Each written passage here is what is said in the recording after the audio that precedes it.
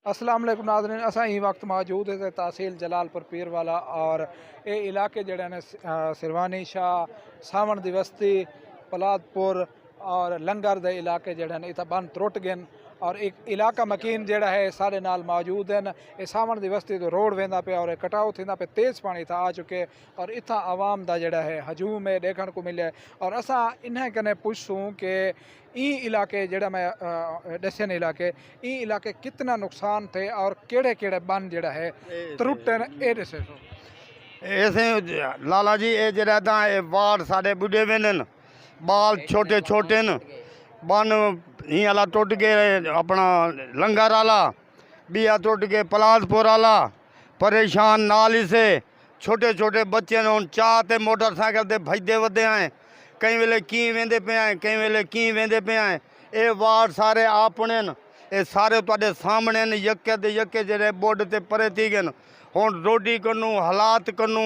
बगते हालात तंग ही से हुण जिवें तुहाडा दिल करे उवें ते बाकी जेड़ा हालात बिया भी है अच्छा तुसा ए दसे सो के इथा इतना जड़ा है जलालपुर जो कोई टीम आयन कहीं कैंप लाए कहीं तो को कोई दवाई कोई जनावरें दे कोई टीम आए नहीं था ना थे ना कोई कह नहीं आया सवेरे सवेरे बे लोग आ गए न इतना ना कोई टीम आई है डॉक्टर वाली ना कोई टीम आई है सबको संभालने वाली ना कोई टीम आई है सबको हौसला अफजाई देने वाली तुसा जलालपुर वाले इंतजामिया को क्या आख सोई था कैंप लावन खाने का इंतजाम जिमें बंदे अफरा तफरी है चने अचानक पानी आ गया था क्या अचानक पानी आ गए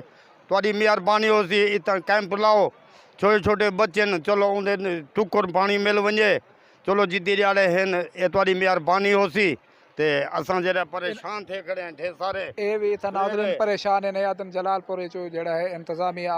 आवेन इतना देखें टीम आवेन महकमा लाइफ स्टॉक जा टीम आवेन रेस्क्यू 1122 वाले आवेन टीम इथा देखें डॉक्टर हजरात आवेन इथा जड़ा है अद्वियात देवें लोगों को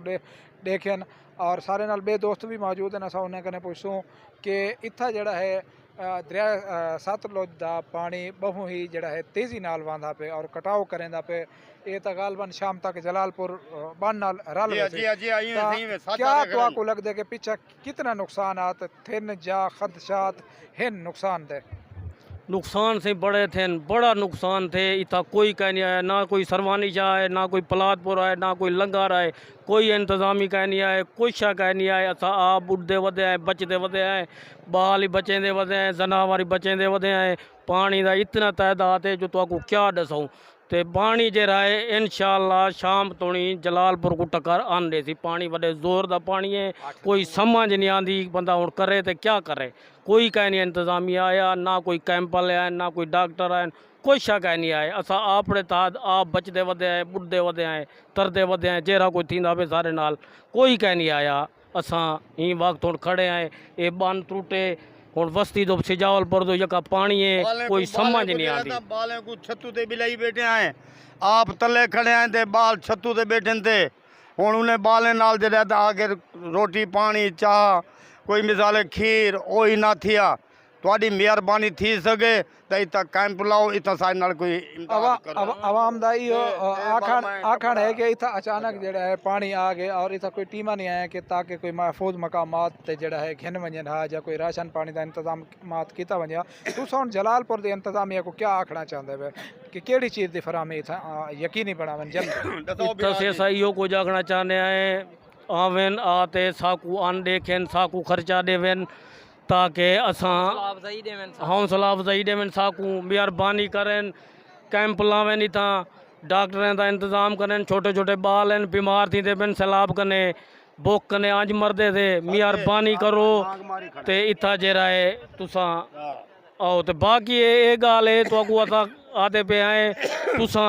जिवें आनते तुसा हालात देखो भाई सारे नाल क्या गुजरती पई है क्या नहीं गुजरती पई कोई कह नहीं आया कोई कह नहीं आया इंतजामी कोई भी कह नहीं आया साढ़े तो